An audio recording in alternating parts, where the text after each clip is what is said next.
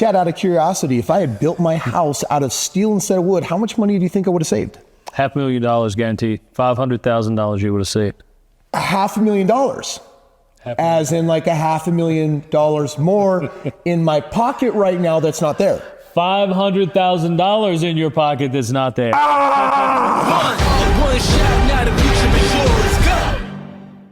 Right, so I don't know if anyone likes hearing that on one line item on the build of their house they could have saved $500,000, but today let's actually talk about affordability, because obviously this is an 8-figure home, right? It's luxury, it's not your standard, but we have Americans out there that are suffering because they're paying $400,000 to $500,000 now for a median-sized home. And I got kids, they can't afford that. Neither can mine, I'm dealing with the same thing. Do you remember when houses like the median just 5-6 years ago was under $300,000? Well, you go back and tell your parents now that the median home is $500,000 and watch their reaction. That'll tell you. Well, that's because for them, I think it was like under $100,000, right? Yeah. I remember the first house I bought was in the 50s and it was built for $5,000. And I remember just thinking to myself, I'm like, well, can I afford this? Can I afford this? Yeah, 100%. Yeah. So we have a huge problem in this country. As an expert real estate developer, builder, investor that's participated in $2 billion worth of projects and transactions, I can tell you that there's a need in this country for people that are looking for a way to lower the price of real estate.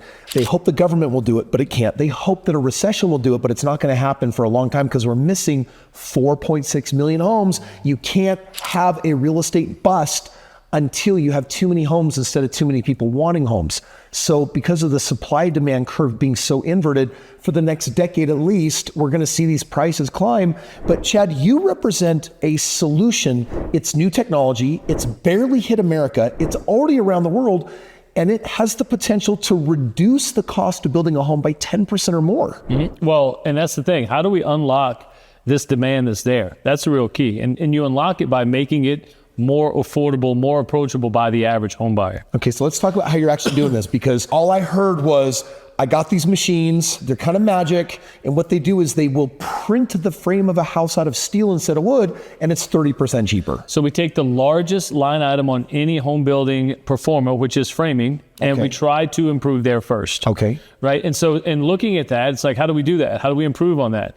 Well, we've been building with sticks and sawdust since we came out of caves as cavemen, So we had sticks, we formed huts, and we put teepees together, and that's how we lived. And we still do that today to a sense, until we start talking about steel framing. Okay. Steel framing came on the scene in 1995 in Australia. And in this particular technology specifically, it's what makes steel framing affordable to wood, or more affordable actually than wood. Okay. Because forever, steel framing has been way more expensive as a commodity. It still is today. Steel is more expensive than timber as a commodity all day long. So how do we get savings from steel into housing?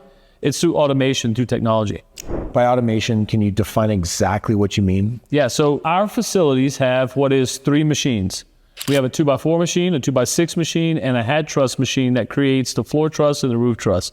What I'm telling you is we create the framing of your house with 3 machines with a software technology that prints it out of steel for less money than you're going to pay the timber supplier for your wood framing. So this sounds a little sci-fi, sounds a little crazy, but this has been around for 30 years. Let me clarify. So you basically have this cold formed steel on these rolls. Yep. It gets fed into the machine. And basically this 12-foot long or 16-foot long, it's a massive machine, will then take that flat steel and will contort it into custom 2x4s, 2x6s, floor trusses, roof trusses, and then we'll spec them out and drop in the holes for MEP coming in later. Basically we'll spit out a piece, and then you have an assembly team that basically just kind of pre-assembles the house in the factory. So yeah, it's exactly it. So instead of sending your house framing out in bundles of sticks that have to be cut on site, we send them out in wall panels. Okay. Where your rough openings for your doors and your windows and your blocking and your furring strips, everything's already in the wall. So all the guys are doing on site is standing up wall panels. And just screwing it together. It's like an erector set. That's all it is. When I was a kid. Grown man's erector set. I like it. Okay, so this is kind of cool. Let's talk about what the numbers specifically mean as far as making houses more affordable. If we were talking about an average entry-level 300,000 or 400,000 square foot home out of steel compared to wood, how much savings do you think there's going to be there? It's not what I think. It's what we've proven over the last decade, which is about 30 to 40%. Okay, so you can do the framing 30 to 40% cheaper. That translates to the cost of the house being 10% cheaper, sometimes even more. Sometimes even more when you run the numbers for getting the house to a weatherproof envelope, for the waste, for the amount of time it takes to add the trades and what they have to do inside of the house. You add all that together and you end up with a much larger savings than just stud for stud. Now, you might be watching this as a builder saying, I want to get my hands on that technology so that I can provide more affordable housing.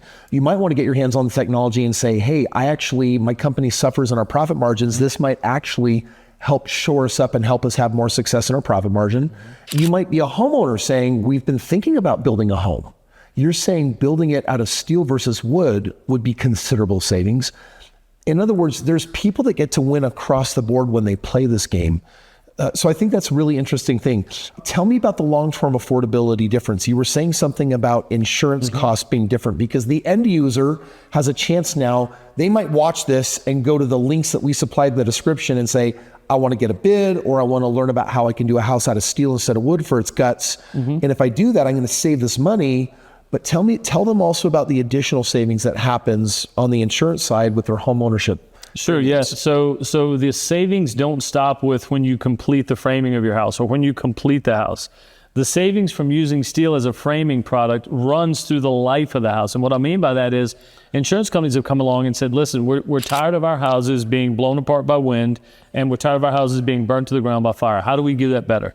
Well, let's do it like commercial buildings are built. Let's do it in steel. And if we do that, we're going to give the end user a 30 to 40% discount on their homeowner's insurance for the life of the home. That's tens of thousands of dollars of savings over a decade. Tens of thousands of savings over a decade. So there's tens of thousands of dollars on an average home up front. There's tens of thousands of dollars along the way. So you're saying that a homeowner literally might save $70,000, $80,000, or $100,000 just by making the switch from wood to steel. And we have case studies and examples you can go look at to see that. So it's not just us telling you, we prove it out in numbers.